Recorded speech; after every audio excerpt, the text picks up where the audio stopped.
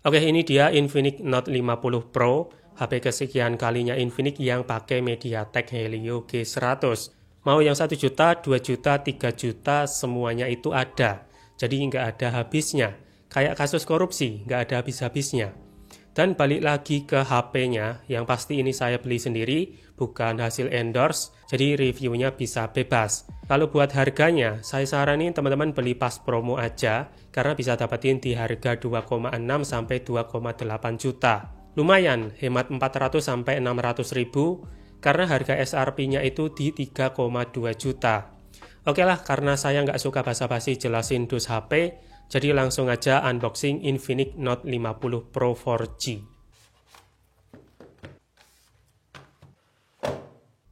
Pertama disambut sama HP-nya warna titanium grey. Kedua kitab-kitab dan perdana yang di sini itu nggak ada sinyalnya. Ketiga ada SVIP card, fungsinya buat dapatin layanan VIP di service center. Terus keempat dapat hardcase yang sepertinya dilapis sama kulit. Lalu kelima ada tempered glass. Keenam kabel USB Type-C ujungnya warna oranye. Ketujuh adaptor charger 90 watt. Tapi tumben chargernya Transsion itu berat ya. Dan terakhir di kotak terpisah ada wireless charging pad 20 watt. Tapi sebenarnya dia itu support wireless charging 30 watt.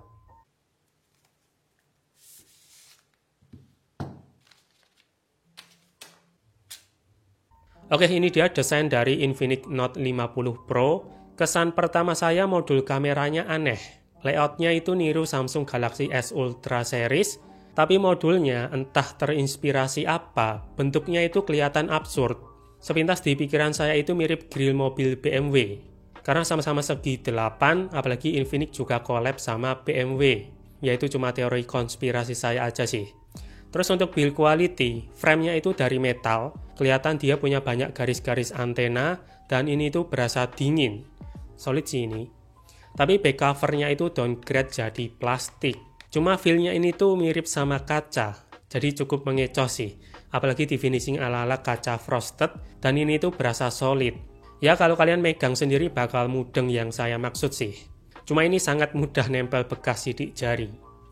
Lanjut kanan ada dua garis antena, tombol volume dan tombol power.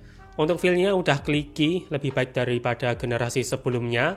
Karena tahun lalu saya itu pernah digaca tombol volume atasnya di Note 40. Terus atas ada dua garis antena lagi, stereo speaker, logo JBL, mikrofon, dan infrared blaster. Kiri cuma ada dua garis antena, lalu bawah ada slot dual SIM only, mikrofon, port Type-C 2.0, speaker utama, dan dihiasi dua garis antena lagi. Jadi total garis antenanya itu ada 8. Seharusnya untuk penangkapan sinyalnya udah bagus lah. Kemudian belakang ada kamera 50 megapiksel, sensor GN5, ultrawide 8 megapiksel. Terus ini heart rate sensor yang dijadiin satu sama lampu RGB, tapi gak buat nambah FPS main game ya. Kalau sisanya ini ada flicker sensor dan LED flash. Jadi sekarang tongkrongannya lebih berfaedah. Lalu di bagian depan ada layar AMOLED yang bezelnya itu kelihatan sangat tipis dan udah sangat simetris. Tapi sayang screen protector yang dikasih tadi kudu masang sendiri. Oke lah, mumpung di halaman setting awal, ini mau saya setup dulu. Jadi kita ketemu setelah selesai saya setup. A few moments later. Ketemu lagi, jadi ini dia HP-nya nggak jadi saya setup karena ada masalah. Jadi Infinix Note 50 Pro punya saya ini cacat pabrik. Untuk layar bagian pojok kiri bawahnya itu berwarna pink sendiri. Kalau di kamera sih mungkin nggak kelihatan ya. Cuma kalau dilihat secara langsung ini tuh jelas di pojok kiri bawah layarnya itu warna pink. Walaupun sedikit samar, tapi makin kelihatan kalau dimiringin begini. Sedangkan sisi pojok lainnya, dilihat dari sudut berapapun, warnanya itu tetap kejaga putih bersih semua. Apalagi saya sempat ikutan hands-on Infinix Note 50 series. Di unit demo yang saya cobain itu nggak ada masalah seperti ini sih. Atau sebagai perbandingan, karena spesifikasinya itu identik, saya masih nyimpen Infinix GT20 Pro dan Infinix Note 40. Dia ini tuh putihnya rata, nggak ada isu layar pink seperti Infinix Note 50 Pro. Jadi ini saya perlu bawa dulu ke service centernya buat klaim garansi. Sekalian ngebuktiin ini ya, SVIP card. Nggak nyangka saya, kartu beginian langsung kepake.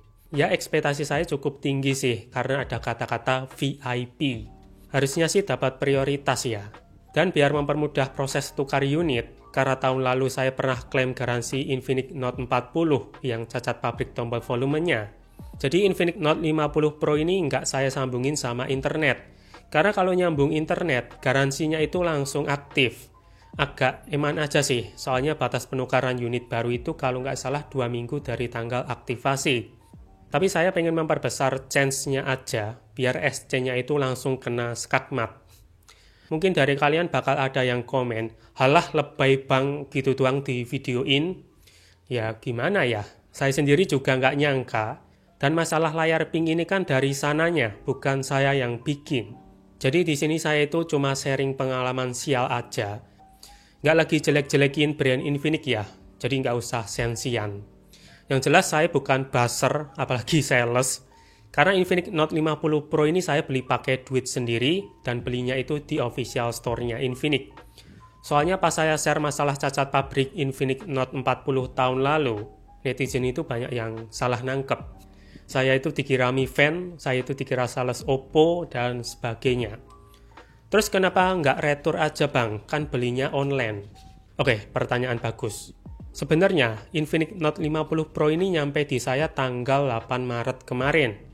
Tapi karena kerjaan saya di bulan puasa ini tuh banyak, terus antrian konten saya itu juga ada beberapa, kayak Motorola G45 dan Poco X7 Pro.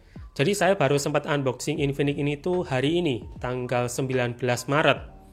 Karena saya niatnya itu unboxing HP sambil ngisi waktu buat ngabuburit lah. Dan mempertimbangkan pengalaman klaim garansi Note 40 tahun kemarin, yang ngomong-ngomong pelayanan CalCare di sini itu bagus. Apalagi sekarang Note 50 series dikasih yang namanya kartu SVIP.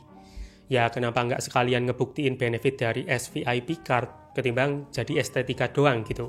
Barangkali malah bisa jadi informasi buat saya pribadi dan teman-teman sekalian. Karena langsung ada korban yang langsung praktek lapangan. Tapi besok walaupun sebenarnya ini tuh bisa pakai layanan antar jemput gratis, tapi kalau saya pribadi mending datang ke tempatnya langsung. Cuma saya nggak datang ke CalCare yang gabung sama M-Care ya, tempat saya klaim garansi Note 40 tahun kemarin. Soalnya saya mau coba CalCare yang independen, kalau nggak salah baru dibuka pertengahan tahun 2024 kemarin, atau akhir tahun ya. Oh ya, di sini saya nggak sedih sama sekali ya. Jujur biasa aja, santai, kalem. Karena bukan pertama kalinya saya dapat barang bermasalah beginian. Jadi udah paham alur klaim garansinya itu seperti apa. Tinggal waktunya aja. Karena sekarang posisinya udah deket sama lebaran. Oke, segitu dulu untuk unboxing Infinix Note 50 Pro yang gagal edition. Malah jadi konten sesi curhat ya. Jadi sorry ya guys, mungkin konten ini berakhir prematur. Karena mau gimana lagi, saya nggak expect dapat barang bermasalah, soalnya ngetes benchmark itu juga perlu koneksi internet, tapi saya janji bakal saya bahas seperti biasanya kalau masalahnya itu udah selesai. Jadi segitu dulu ya, sampai jumpa di video gadget berikutnya, dan semoga ini yang terakhir kalinya dapat unit bermasalah. Oke, informasi tambahan aja. Jadi Infinix Note 50 Pro yang kemarin bermasalah, hari ini baru aja saya bawa ke CalCare, sama teknisinya divonis cacat pabrik, ada masalah kebocoran layar, dan buat solusinya langsung diproses ganti unit baru tanpa babi bu. Tapi proses ganti unit baru itu ada SOP. Unitnya dikirim dulu ke pusat, baru dari pusat dikirim balik. Katanya untuk estimasi waktu itu sekitar 1-2 minggu. Ya sesuai sih, PP Ekspedisi Jakarta Solo itu biasanya emang makan waktu sekitar seminggu. Apalagi sekarang udah mau dekat sama lebaran. Ya setidaknya untuk proses klaim garansinya itu nggak ribet karena ada SVIP. Total kira-kira saya cuma butuh waktu sekitar 5 menit udah sama ngurus administrasi dan saya langsung pulang. Nggak pulang sih, bablas ke tempat kerja. Oke, jadi segitu dulu untuk informasi yang bisa saya sampaikan ke teman-teman sekalian.